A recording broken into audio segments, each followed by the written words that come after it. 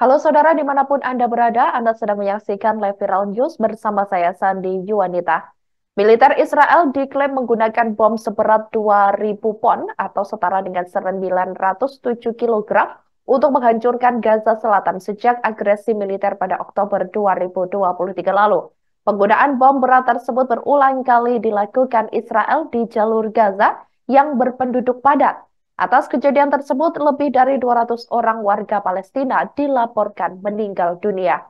Perserikatan Bangsa-Bangsa atau PBB pada Rabu 19 Juni 2024 lalu turut menyoroti sejumlah serangan Israel di Gaza yang menewaskan sedikitnya 218 orang.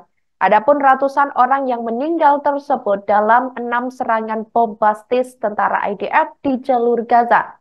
Kantor PBB memberikan rincian mengenai 6 serangan itu yang menurut mereka merupakan simbol dari pola yang memprihatinkan.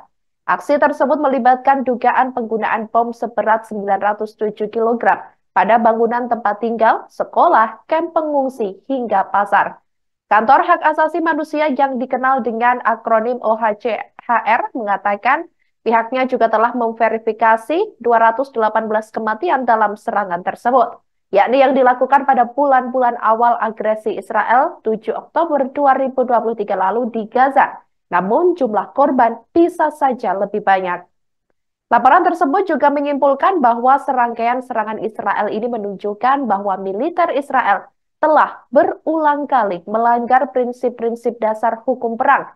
Ada yang dicontohkan oleh 6 serangan yang dilakukan antara tanggal 9 Oktober dan 2 Desember 2023 lalu. Serangan Israel di Gaza sejak 7 Oktober 2023 lalu telah menewaskan sedikitnya 37.372 orang di Gaza, di mana sebagian besar adalah warga sipil.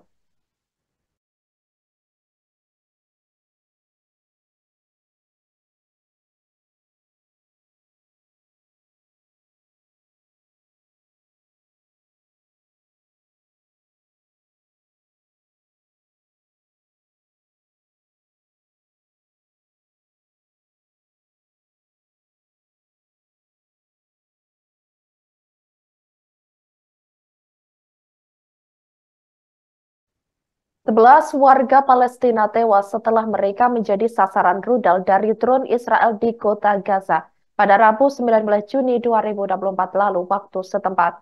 Hal itu disampaikan oleh sumber medis di Rumah Sakit Al-Ahli Al-Arabi, di mana mereka mengatakan 2 orang tewas setelah mereka menjadi sasaran rudal dari drone Israel, tepatnya di Jalan Al-Sika di lingkungan Al-Zaitun, Tenggara, kota Gaza. 2 warga Palestina tewas dalam serangan artileri pendudukan Israel di sekitar Bundaran Al-Alam, sebelah barat kota Rafah, selatan jalur Gaza. Kemudian kematian mereka ini menjadikan jumlah warga sipil yang terbunuh di kota itu sejak fajar hari ini menjadi 23 orang. Sumber lokal mengungkapkan pasukan pertahanan Israel yakni IDF menghancurkan lebih dari 70% sarana dan prasarana kota Rafah. Israel juga membakar bangunan-bangunan di kota tersebut. Beberapa waktu lalu, Israel juga menghancurkan seluruh lorong penyeberangan Rafah dan fasilitasnya. Pasukan pendudukan terus menutup persimpangan tersebut setelah mereka menduduki wilayah Palestina pada tanggal 7 Mei 2024 lalu waktu setempat. Serangan itu berlangsung hanya sehari setelah Israel memulai invasi darat mereka ke kota Rafah. Jumlah warga sipil yang terbunuh sejak awal agresi Israel di jalur Gaza pada 7 Oktober 2023 lalu meningkat menjadi lebih dari 37.396 orang. Bahkan sebagian besar adalah anak-anak dan perempuan.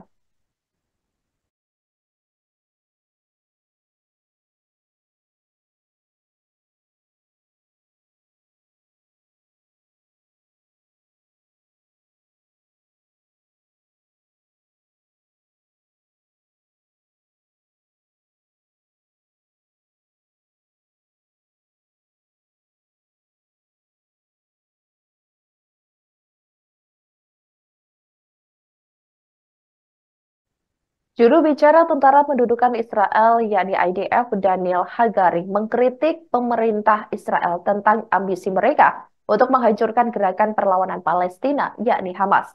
Menurut Daniel Hagari, Hamas tidak bisa dihilangkan karena hal itu sama saja seperti membuang abu ke mata Israel. Hagari mengakui Israel tidak bisa membebaskan para sandera yang ditahan oleh Hamas melalui operasi militer.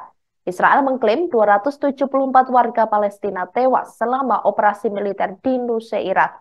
Daniel Hagari juga merujuk pada situasi di perbatasan Israel Utara, wilayah Palestina yang diduduki dengan Lebanon Selatan. Selain itu, ia juga mengomentari keberhasilan drone Hupo milik Hizbullah yang terbang untuk memetakan situs sensitif Israel di Haifa dan kembali dengan selamat ke Lebanon, di mana video tersebut dirilis Hizbullah pada Selasa 18 Juni 2024 lalu dan berhasil mengambil gambar-gambar di Haifa secara detail dan jelas. Perdana Menteri Israel Benjamin Netanyahu menanggapi perkataan Daniel Hagari. Sementara itu, Menteri Pertahanan Israel Yoav Gallant juga menanyakan terkait strategi yang jelas kepada Netanyahu setelah pasukannya diklaim berhasil mengusir Hamas dari wilayah tertentu di jalur Gaza. Di sisi lain, Yoav Gallant tidak akan menyetujui pemerintahan militer Israel untuk menjalankan jalur Gaza seperti yang diusulkan oleh Netanyahu.